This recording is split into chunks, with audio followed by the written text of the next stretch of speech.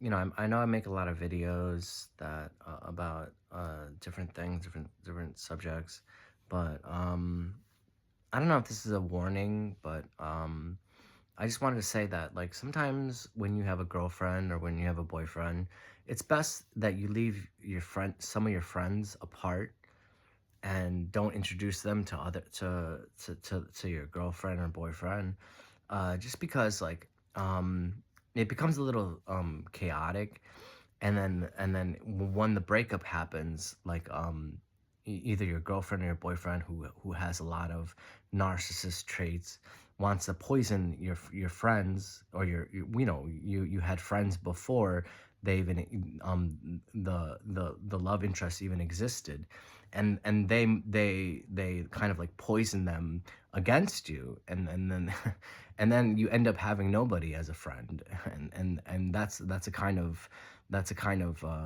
common trope, especially among like many people in relationships, from like the days of civilization, the dawn of civilization. It's always been like that, and that's why you kind of separate your friends and your loved one, the individual that you supposedly love, from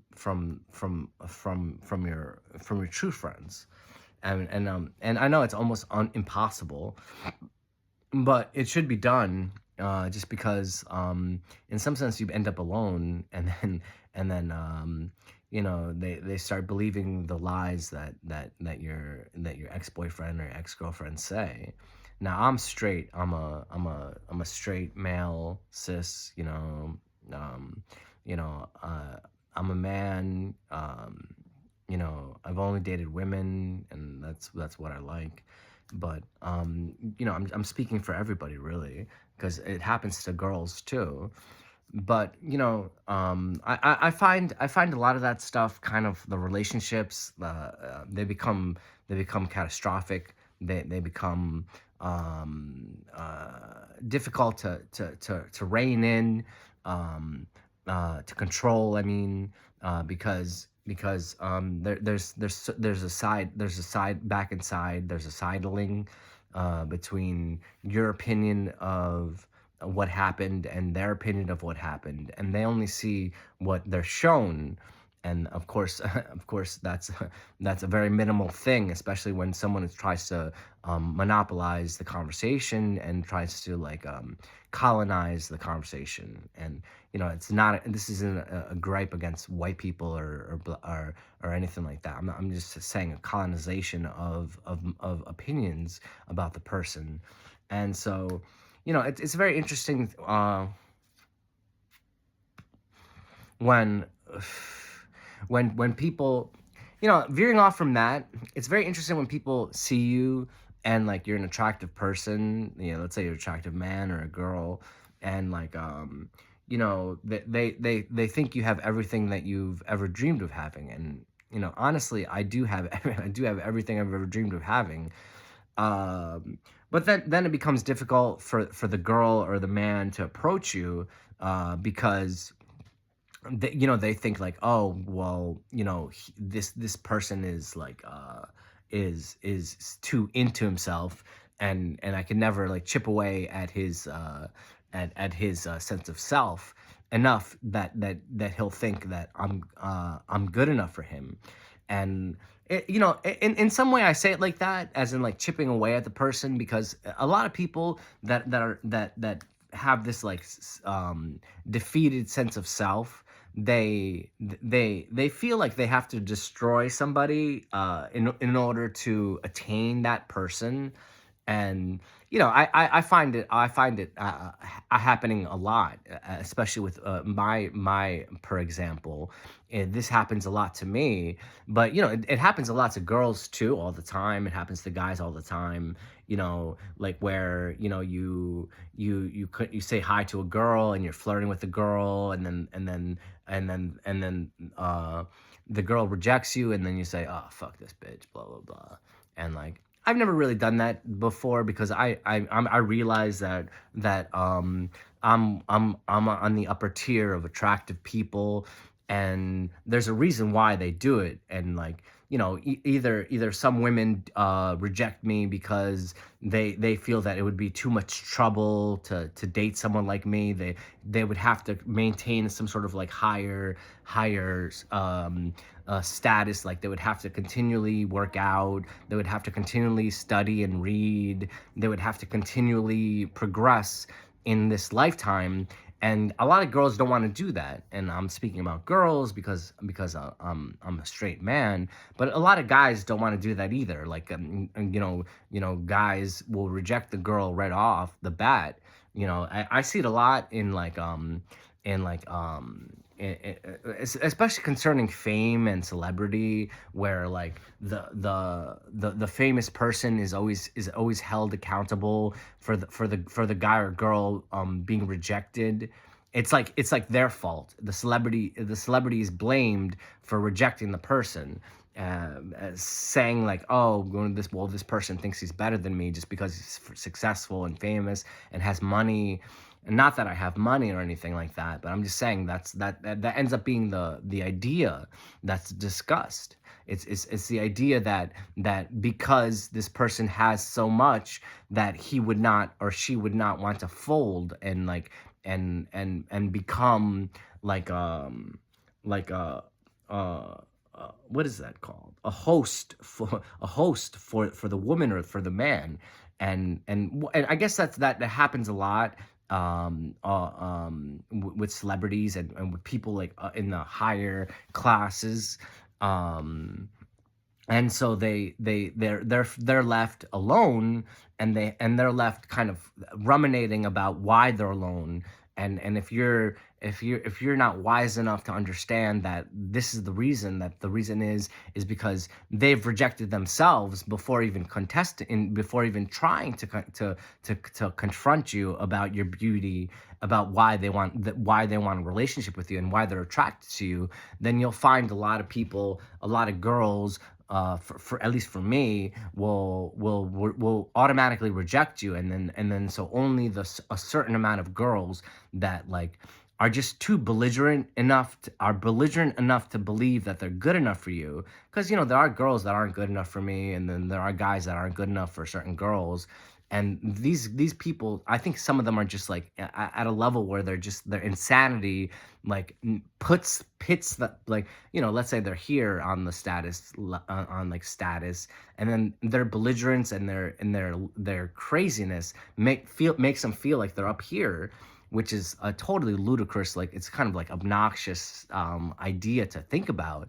And I'm not saying you can't think of yourself at a high regard, but you also have to understand that like sometimes you're just not at that level. And like and like so knowing where, in what place you are, helps you go up in value by doing the things that you need to do to raise your status. But if you don't think that you're down here when you are, and you think you're up here, then you'll do less to accommodate yourself. You'll do less to rise up in status and rise up in fame and rise up in beauty. Like you'll take care of yourself less. You'll groom less. You'll preen less. You'll do all the things that less than you actually need to do. And like you'll never overcompensate. Like as a lot of people that are like, for instance, the Dunning-Kruger effect, where this it's always the intelligent person that feels like they're less than intelligent. And I have that same issue where, like, look, I've read over 5,546 books, and I still don't feel appropriately ready to have a professor job. Even though, like, I mean, honestly, I have a master's in education. I've read 5,500 books, and like, I have more degrees and certificates than I can even count at this point, and like ordinations and stuff like that. But I still don't think I'm capable of running a classroom to the extent, to the point, in the way that I would like it to be. in the way that I would just like that have an answer for everything that is possibly thrown at me. And that's what I want. I want to, I see it a lot in memes about philosophy, how, the person wants to be prepared to the extent that it's just like beyond obnoxious, where it's just like, yeah, I know this, I know this, I know this.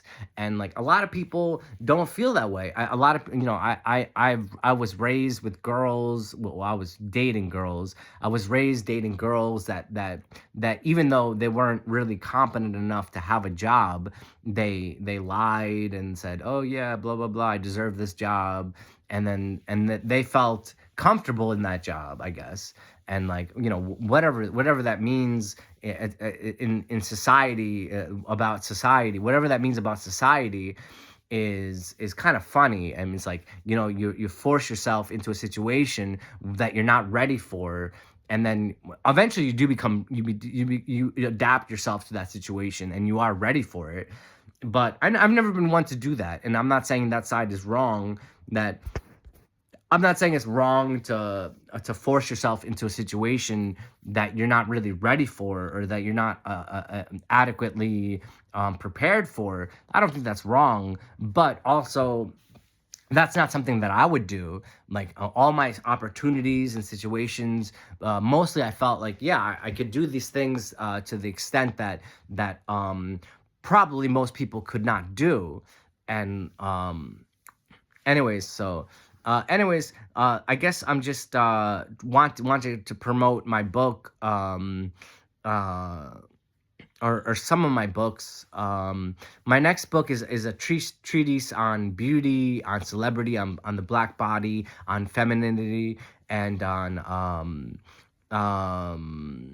just and mental illness. And then, but I have a book coming out called Midnight Song. I'm sorry, Candyman Midnight Song. It's called Candyman Midnight Song.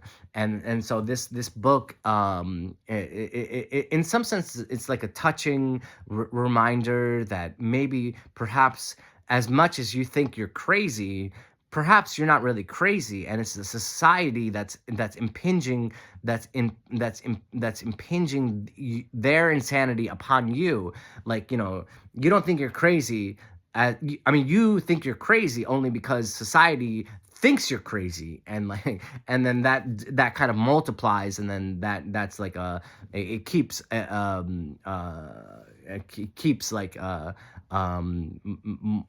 this momentum of like of insanity going within your body, and within your psychic, your psychosocial like field of perspective and vision. And then so, because I had therapists that asked me, Harry, what do you want to do with your life? And I was like, I want to be an award-winning author, and like blah blah blah. I want to perform music on a stage. And then, and just like that, I was kind of torn down and saying, becoming an award-winning author is a lot harder than you think. And like, you got to think small. You're crazy. You're suffering from delusions and symptoms. Maybe I would think about raising the bar, lowering the bar a little bit more, or a lot more rather. And then so I found a lot of that kind of humorous, because it's like the things that I wanted to do were not the things that they thought they were capable of doing themselves. And then you got to realize that because people don't think that they're capable of doing these things, they will never think that you're capable of doing these things, because dreams are kind of they have to be familiar to you, and to familiar to in some way they have to be incestuous with they have to have some sort of connection with who you are. And if you're not connected to the idea of fame or celebrity or success as an author or a musician, then you'll never be those things. Well, I mean, I'm not saying you'll never be those things. I mean, if you keep trying, you will, but you'll eventually start believing it. And like, but for the people that don't do those things, they'll never think it's possible. And I guess that therein lies the problem. So my name is Harry Edgar Palacio. I'm an award-winning author, critically acclaimed musician. I've been on Rolling Stone magazine, blog magazine, MTV, um, XXL magazine. I don't know if you know that magazine's hip hop, R&B oriented magazine. I've been on Vents magazine, hip hop since 1987 magazine. I've been in a lot of magazines. I've been on NBC, Fox, ABC, all that stuff.